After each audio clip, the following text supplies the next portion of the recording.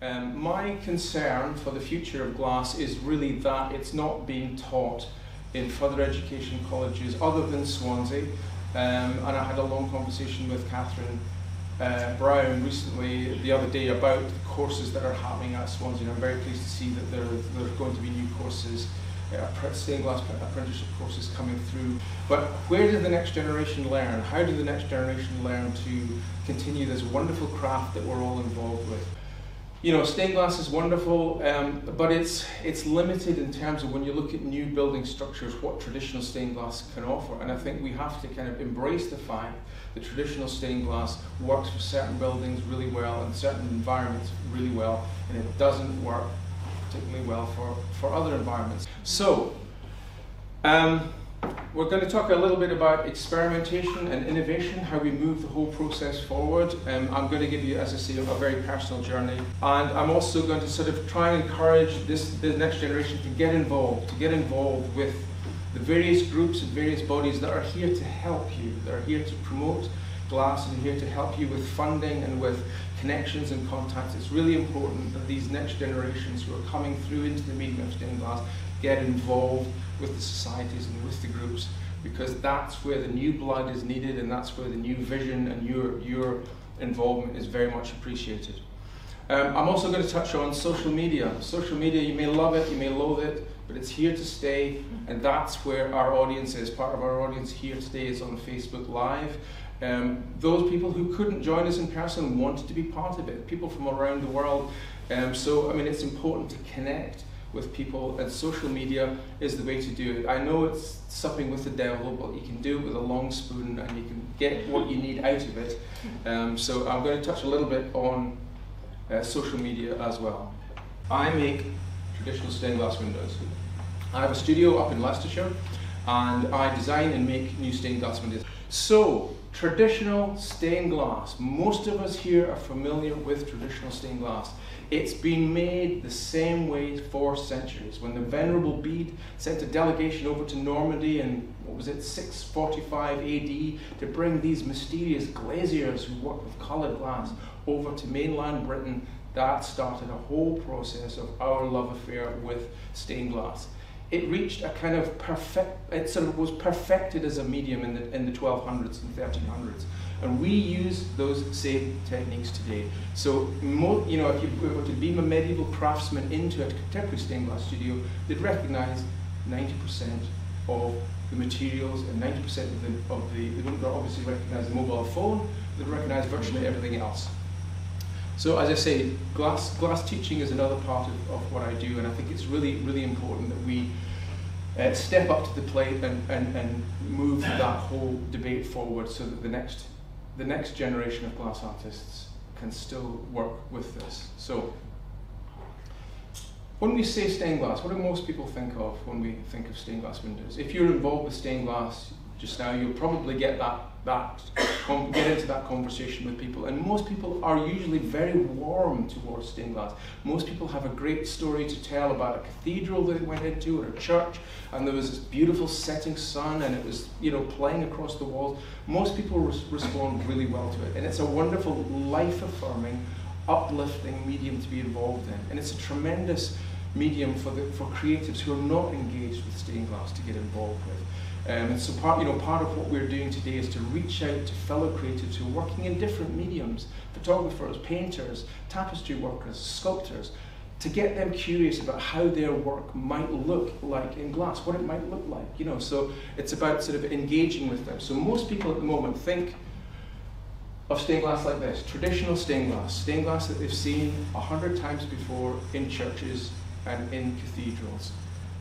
They may have an academic interest. They may be interested in medieval glass. This is a project I'm working on just now at the Guildhall in Coventry, which is 15th century glass.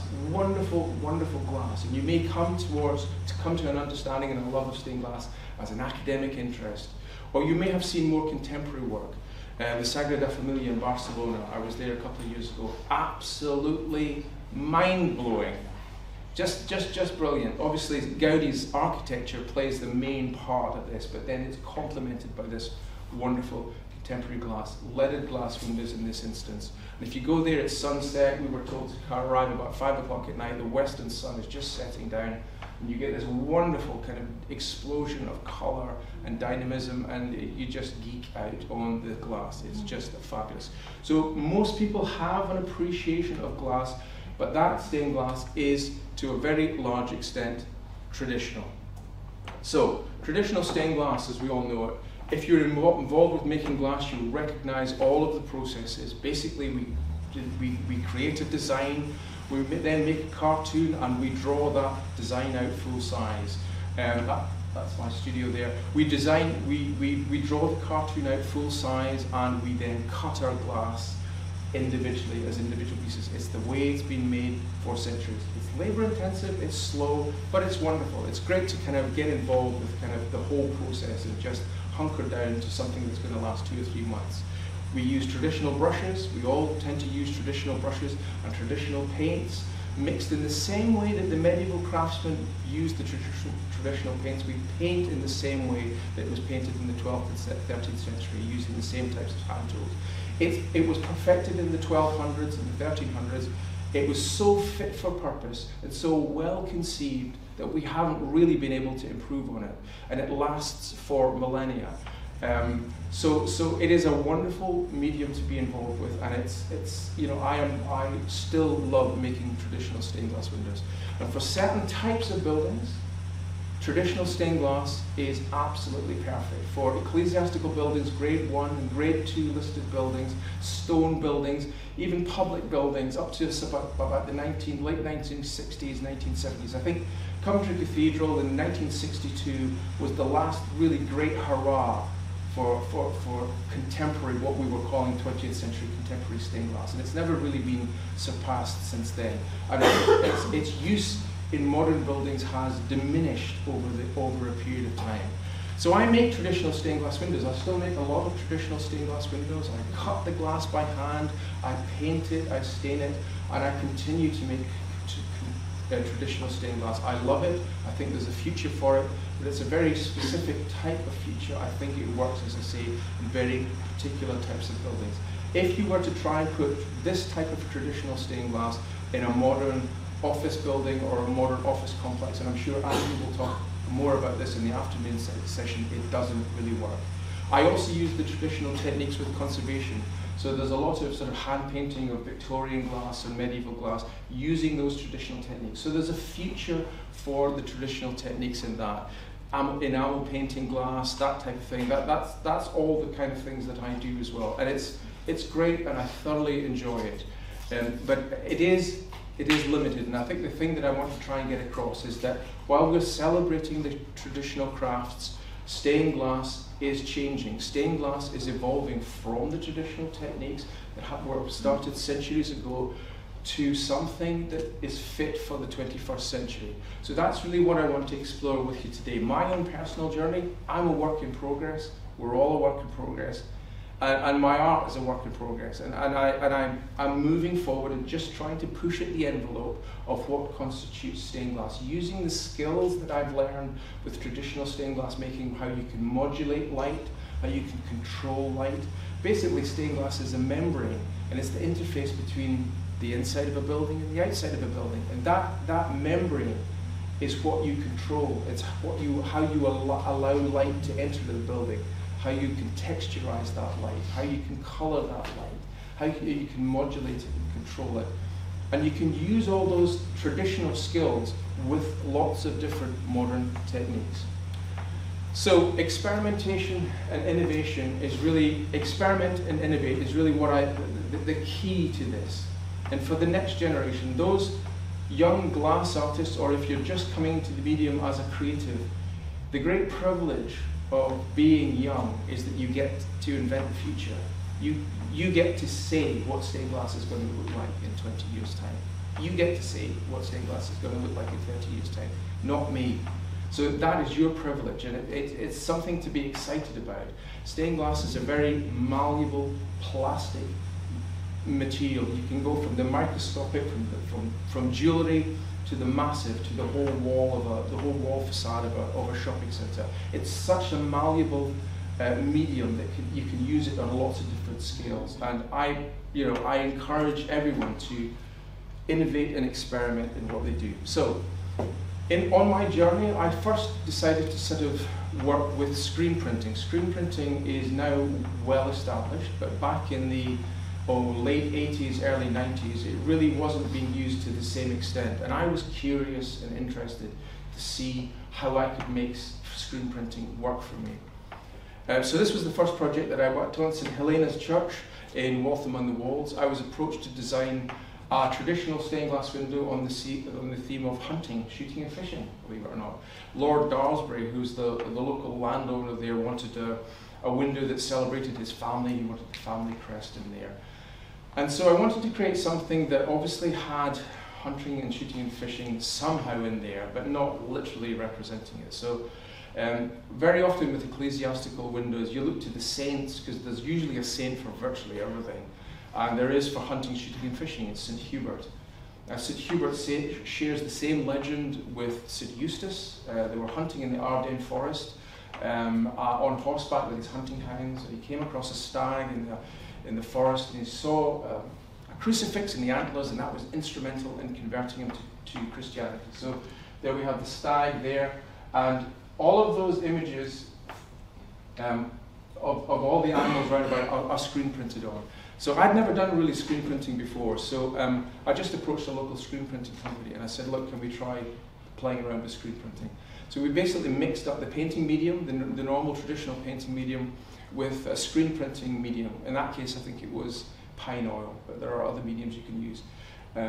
Jim of Halt Glass will be able to give everybody a masterclass on how to screen print on glass. He's here today, so grab his ear if you want to learn how to screen print on glass. But I was just kind of making it up as I went along and devised this method of screen printing on glass 2 or 3 times to build up the pigment. And I also wanted to kind of make it painterly. The one downside I have with screen printing is it can be a little bit flat. And it can, I'm fighting against that in my work all the time. I think it has a use, I think it's important, and I think it's something you should experiment with yourselves and embrace. But I think I needed to play with the glassy quality of it as well and make it more painterly and more like there was a hand of the artist involved in it. So I would do a lot of distressing of the paintwork above. So there's various combing effects and painting effects that I was just kind of making up as I went along, mark making basically. So I really enjoyed that project, and so I decided to sort of continue along the idea of working with screen printing. So this was the next project. In 1999, it was a national competition to design an artwork for a theatre. So I put forward this design, it was accepted, and it's on the theme of performance. One of my favourite artists is Robert Rauschenberg. Now Robert Rauschenberg was doing a lot of screen printing in the 50s and 60s, and he would screen print on a lot of different substrates. He would screen print on steel, on silk, on aluminium, as well as on canvas, things like that. So I love the work of Robert Rauschenberg, and he would create these images that were sort of randomized, screen printed on these substrates, and sometimes he would overlap them and combine them together. So this was my sort of take on the Robert Rauschenberg aesthetic. So there's a number of sort of images in the design. Some of them are hand painted, and some of them are screen printed. So the dancers, for example, are hand painted on glass and fired in the kiln in the normal way. But then you've got other elements like the musical instruments. They're screen printed on, and there's a dictionary definition of the word performance, which is also screen printed on. But then it's distressed, and I wanted to create that painterly effect that I was talking about earlier, so that it's not just entirely flat. I'm always slightly fighting against that, so that it becomes more of a handmade product. It feels like a handmade product and not veering towards, well, poster art. It's we've got to sort of fight against something looking like a printed poster. So adulterating it and messing with it and creating something that's more painterly, I think, is the way forward. So I really enjoyed working with this, but again, here I'm still using the traditional methods. I'm still cutting each individual piece of glass. I'm still leading it together in the way that traditional stained glass has been leaded together for centuries, with the lead matrix holding everything in place. And I really kind of wanted to kind of push again at that envelope a little bit more and just try and find a way of using maybe screen printing without the need for lead lines. St. John the Evangelist Church in Seven Kings in Ilford. So this was an interesting project because the church reordered itself. Normally churches are east-facing and the altar, etc., is east-facing. Some years prior to me being commissioned to do this, the church altered itself around, changed it around to be west-facing, and the whole east end was cut off, and that became a community centre. And it was a thriving community centre. There's a lot of people within the community, young mums with their pushchairs and prams, and lots of different groups would come in and use the hall and use the church. So what they ended up was we're looking at a great west window, a blank window, which is just plain glazing. So I was asked to design this creation here. So basically the figure of Christ is almost life-size, so you can get the scale of it. It's really quite a big window. So this again was using screen printed effects and hand painting effects with a traditional lead matrix. And it took about 6 months or so to make it, and it was made in my studio. And I really enjoyed that process, but I was starting to get a little bit frustrated by, well, not frustrated, but I was coming up against the time factor, and Rachel was talking about this earlier, that traditional stained glass is really labour intensive. Now that's wonderful. You can hunker down into a project and really enjoy it. Many of you will know Judith Schechter, who's a Philadelphia-based artist. I recently interviewed her, and she was saying that she loves to be in the middle of her projects. She doesn't like to be at the beginning of the project or at the end of the project, because when she's at the end of the project, she knows she's going to be at the beginning of the next one. She likes to be involved in the whole craft and making process, and that can take months, and I get that. I totally get that, and I love making traditional stained glass, but I get frustrated by how long it takes to have an idea into making it into a reality. It can be weeks. Rachel's nodding. Yeah, it can be weeks. You can have an idea and you can maybe work it out on paper, but then you think, oh right, now I've got to make it. So you've got to choose your glass, and then you've got to work with your etching, and you've got to work with your layers and your firings and your refirings, and then sort of 2 or 3 weeks later you hold it up and you go, nope, that's not what I wanted. And then you start again. It's slow, it takes its time. So I was looking for kind of ways of improving the speed, and there are techniques that I'm going to talk about now where we can actually get an effect quicker. It's not always necessary to work quickly, but it does help with the creative process. We are one of it's like sculpture. Imagine, carving a piece of sculpture is months and months of work. It's a slow, long meditation, in the act of creation, and that's wonderful in itself. But sometimes it's also nice to work quickly and to find methods and to find techniques where you can get a result more quickly. So there's another detail here. So I really wanted to kind of work more with just screen printing on its own. Now, there are various studios that I go to have my windows made. I make the traditional stained glass windows, as I say, in my own studio. But I really like working with other studios, and that collaborative thing is wonderful. And there are some great studios around the world, in Europe and in the UK. And I want to give a shout out to those studios and encourage you as creatives to work with those studios, because they need you just as much as you need, or you may feel that you don't need them, but it's a collaborative process, and it's so rewarding to be involved with them. So this is one of the early projects that I got involved with, Proto Studios. Now, Proto Studios, many of you will be familiar with, are a Devizes-based studio. David Proto and his son and workers have been doing fantastic screen-printed work with lots of glass artists who many of you will know. Kirsty Brooks is here today, and many others have worked with Proto Studios on many occasions, and they're fantastic to work with. So I'm going to give them a big shout out. So this is one of the first projects that I worked with them on. This is a new build church, which is kind of next door to an older church, Christ Church in Pennington. And the architects created this sort of barn building with nice oak beams, etc., and a double glazed unit at the end, which is the altar window.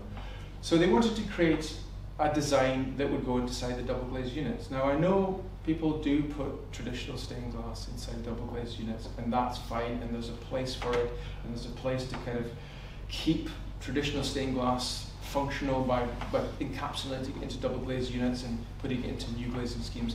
I'm not a fan. I just don't think it works. I think you lose more than you can with the reflections of the glass in the front and the back, and also I just think it's not a great system. So I decided obviously not to use traditional stained glass with this double glazed unit. I went full in screen printing. So I created this design which is basically fire and water. So the east window, the altar window, is the fire window.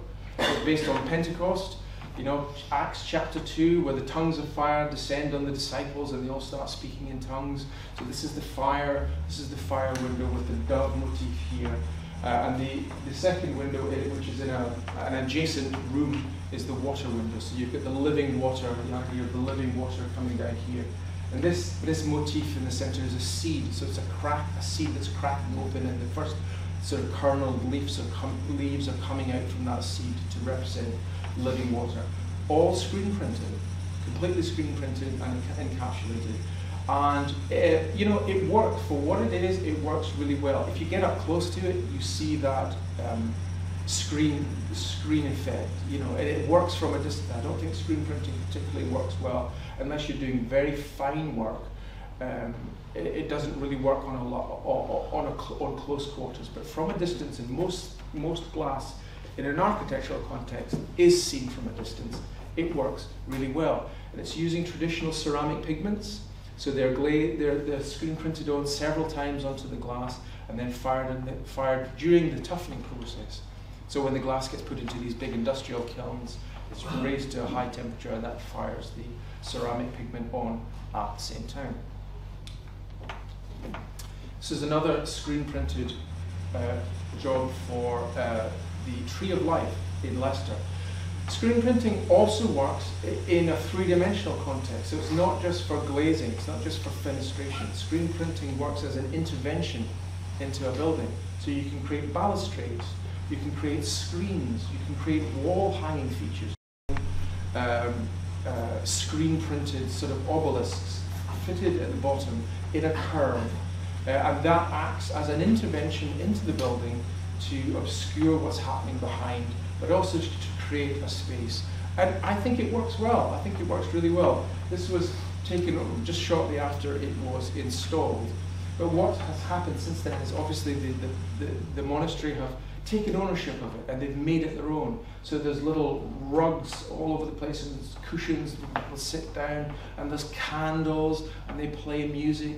And it's fantastic, and it's fantastic to see the screen working in the way it was intended to work, as a focal point, as a way of creating, turning a space into a place. You know, it becomes a place of worship.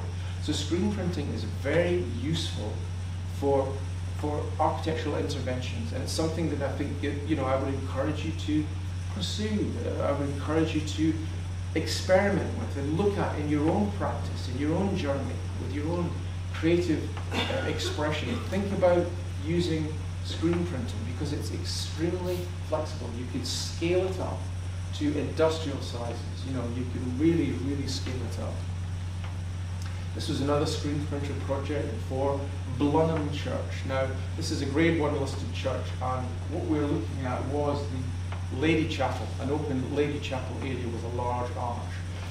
And the church wanted to create a little sort of meeting room. So they wanted to sort of create a screen so that they could have a sort of a separate space.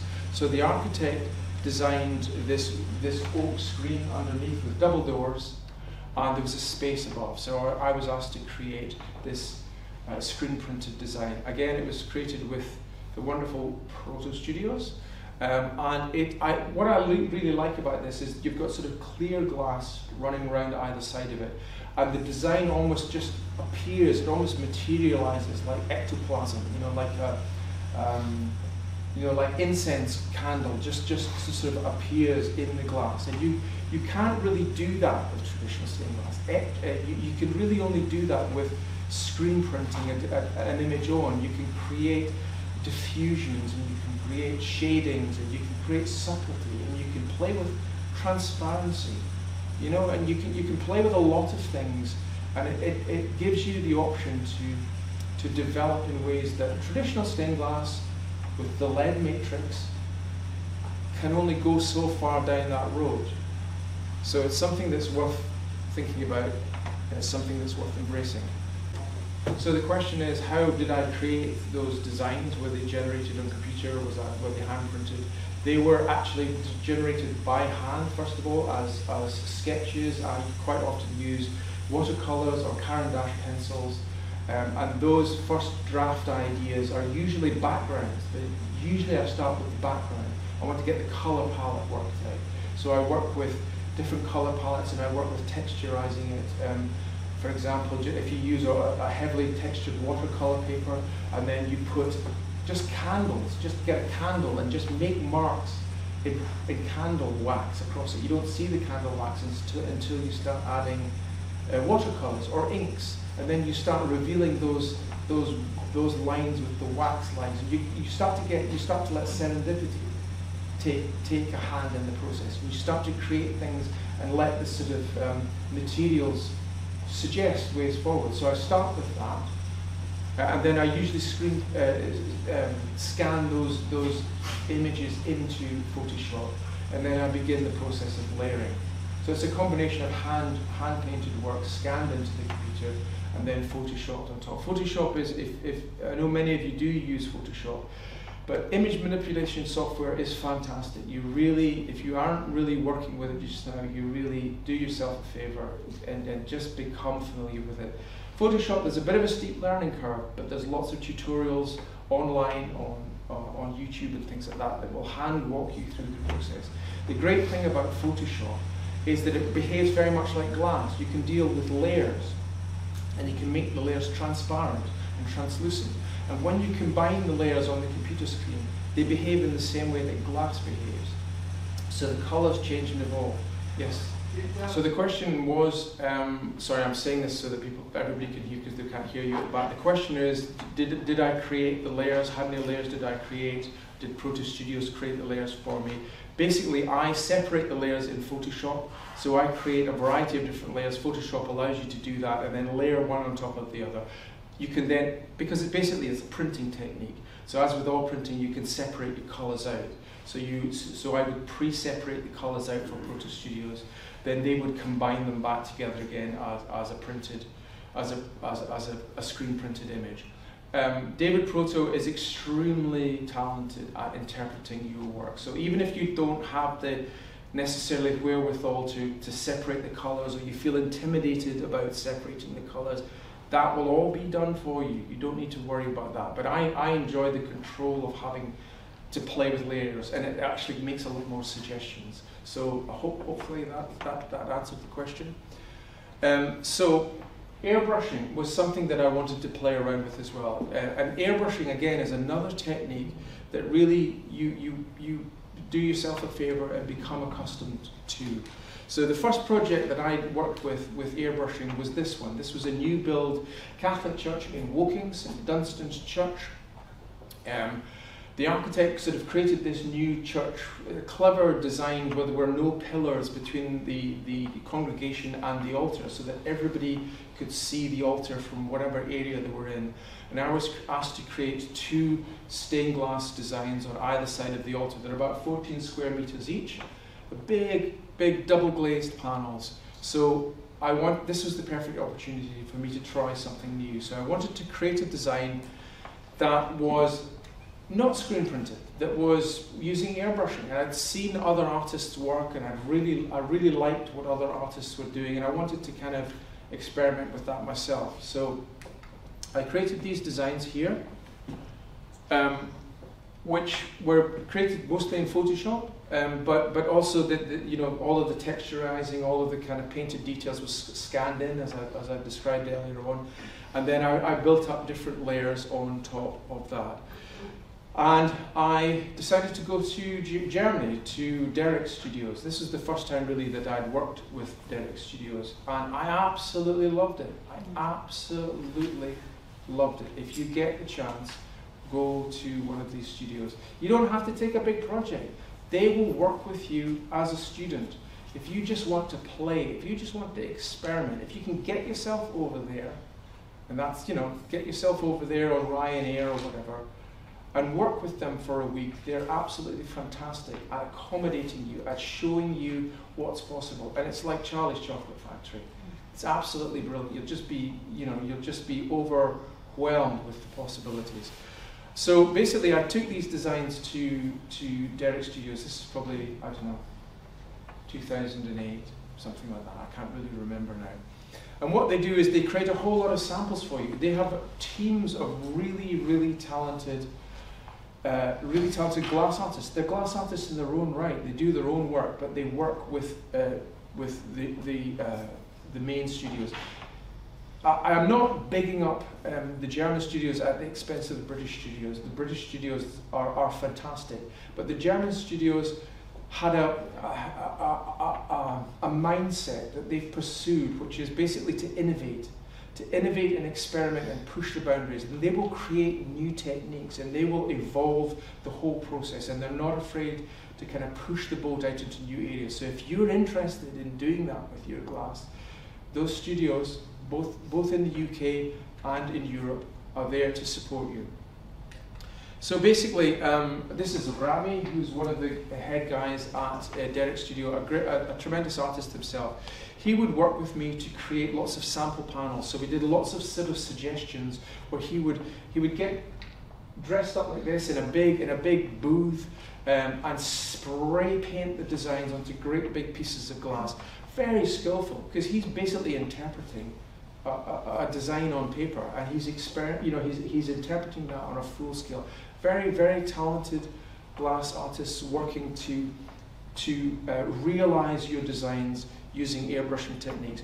The other great thing as well is they've got accommodation for you, so you can go and stay in one of the apartments. They'll feed you and water you, and they'll do your project for you. It's like being back at art school. It's fantastic. Because there's lots of different artists there. The international artists are coming and going all the time from these studios. So it's like being back at art school. You're just going here and seeing what this Brazilian artist is doing and then what this American artist is doing. It's absolutely fantastic. So they let you do your own painted work as well. So I painted these hands, big hands. I bought the rights to these images on iStock photography and blew it up and then painted it out. And it got really detailed, right down to the the fingerprints on it. I used a knit comb. If any of you have had kids with knits, you know exactly what knit combs are. So I used a knit comb to get the fingerprints on the fingers, really detailed. So I wanted to combine sort of hand painting techniques with airbrushing techniques, and you know I was really pleased with the effect. So. These are some of the work in progress, and that's some of the effects that you can create. At that time, I was still doing a lot of work with beveled glass, and I really like beveled prisms. I like the fact that it's dynamic. As the sun moves around a building, you know, you get this wonderful spectrum of color playing across the floor and playing across the walls. So I was using a lot of beveled glass at that time. So these are the panels in place. And they're multi-layered, so it's a double glazed unit, but on top of the double glazed unit there is large pieces of antique glass. So that blue section around there is a large piece of antique glass bonded to the top section of the double glazed unit. Then bonded on top of that again is the hand painted piece. Then the beveled glass is also bonded in place. And then then behind that, on the first layer of paint, on the first layer of the double glazed unit, is airbrushing.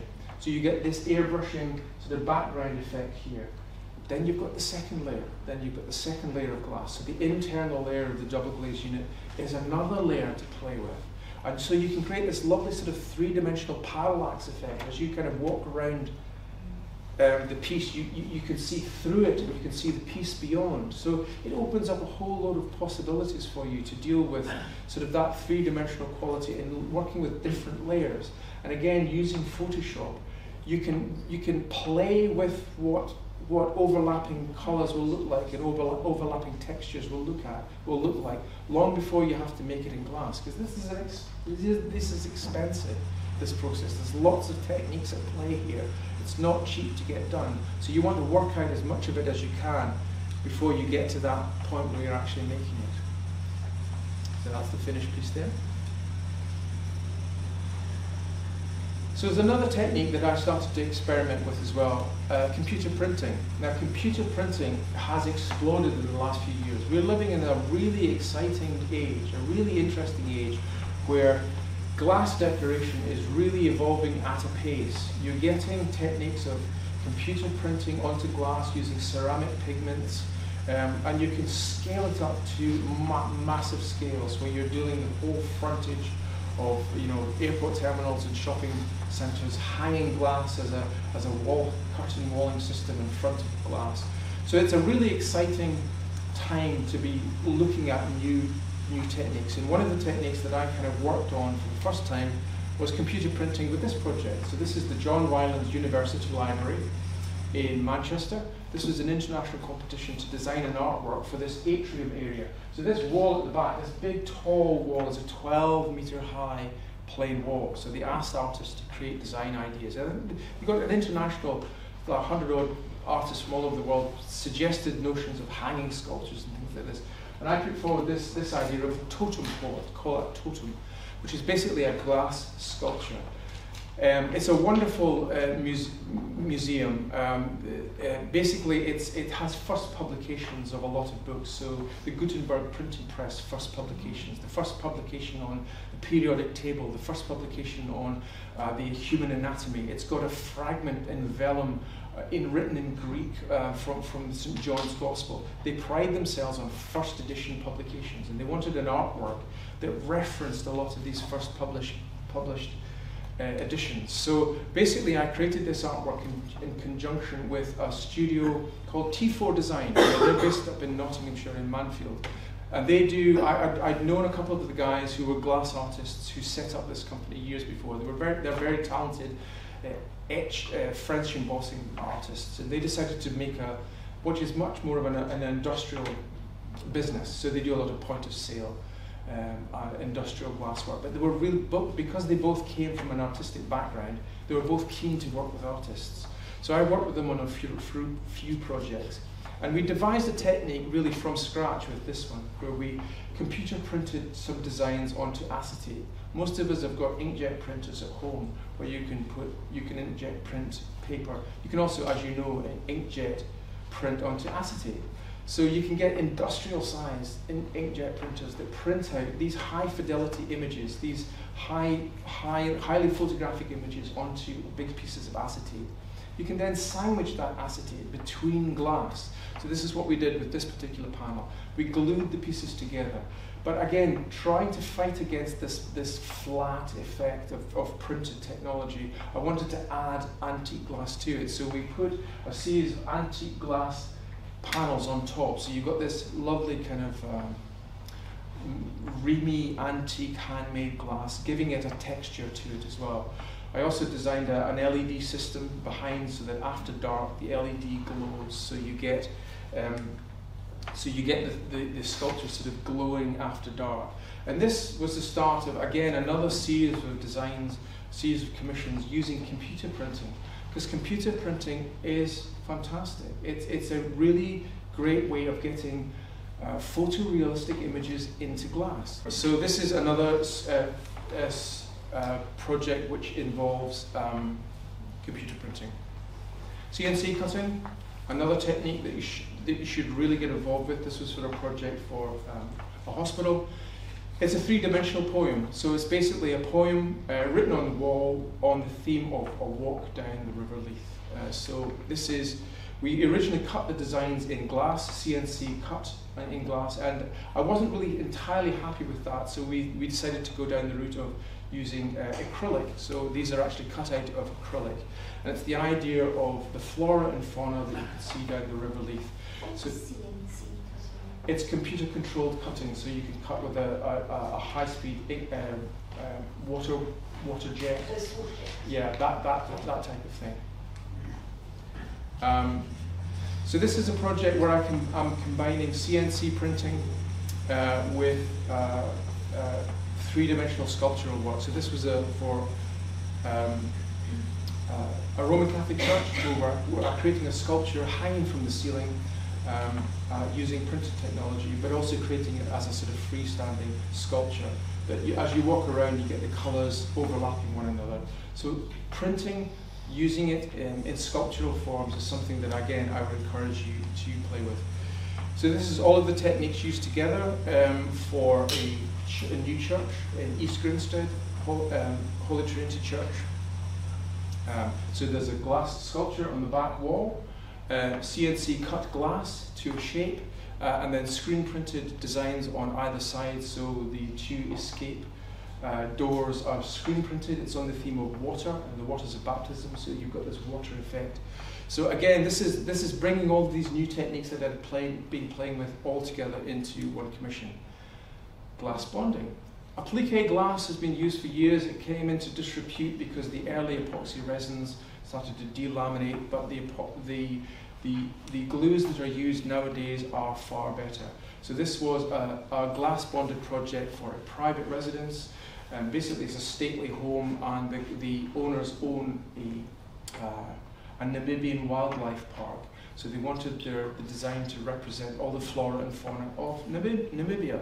So I went to Peter's studio, another great glass studio in Paderborn in Germany, and they realized the design for me. So it's all hand painted. I did some of the hand painted work myself, but the team of glaziers there did all the acid etching, and then it was bonded onto a back piece of glass, and that's the result. And it's a very lightweight effect, so you get all of the joy of antique glass, you get all of the kind of textures, etc. of antique glass, but you don't have the lead lines.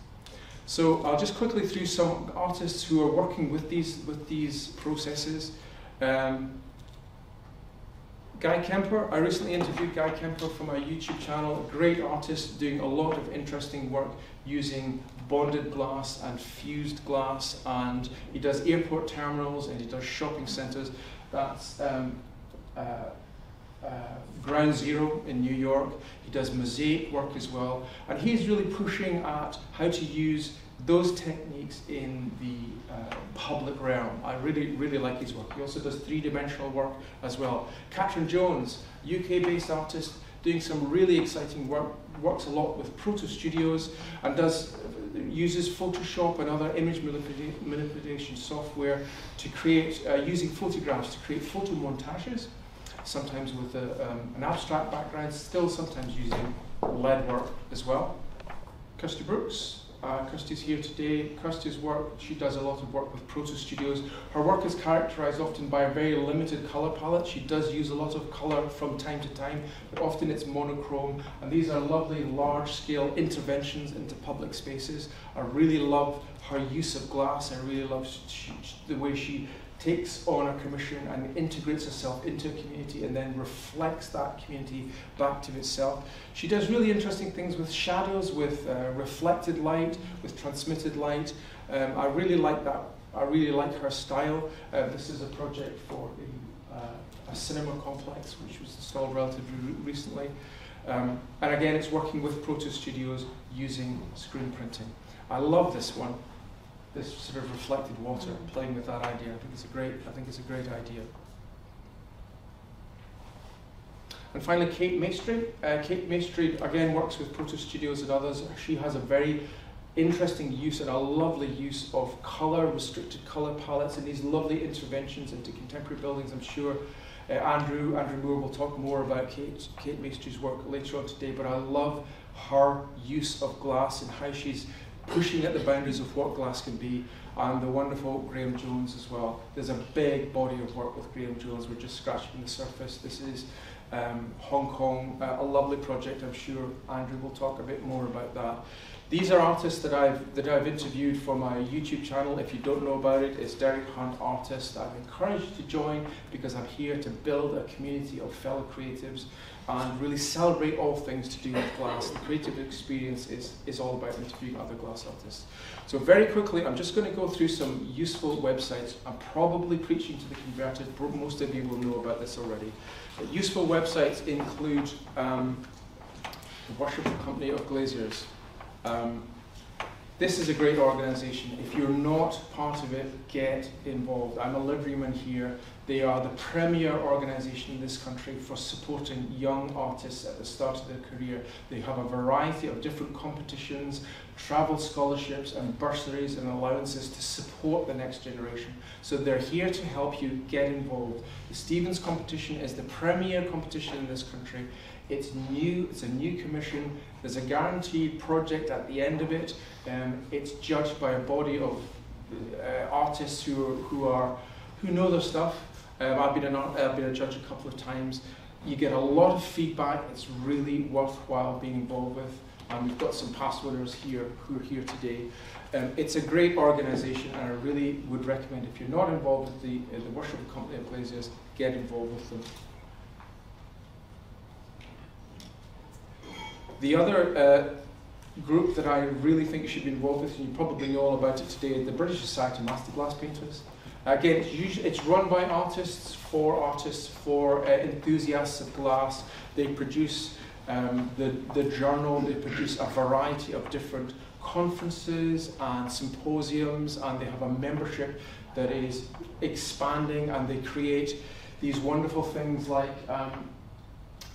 the Centenary exhibition, which is currently on at Ely Cathedral, and it's showing different glass artists, both fellows and associates who are involved with the society.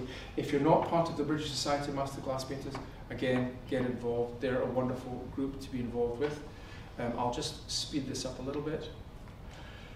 So, essentially, experiment and innovate. Push out the boundaries with your own practice. We're all a work in progress. We're all moving forward. We don't know quite where we're going. That's good. As David Bowie said, if you're feeling slightly uncomfortable and slightly out of your depth, you're probably in about the right place. Get involved. Get involved with societies, get involved with the groups. There are lots of websites available that will give you commissions, that will help you with new projects and new bursaries and new allowances.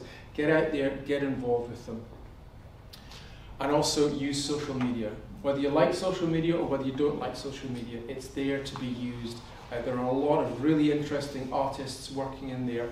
And go onto Instagram and don't look at the glass artists. Not that the glass art artists aren't great, they are. But look at the muralists, look at the graffiti artists, look at the painters, look at all of the other people, all the other creatives out there. Because that's where the life is, and that's where the future is. So, enjoy your creativity. Thanks very much.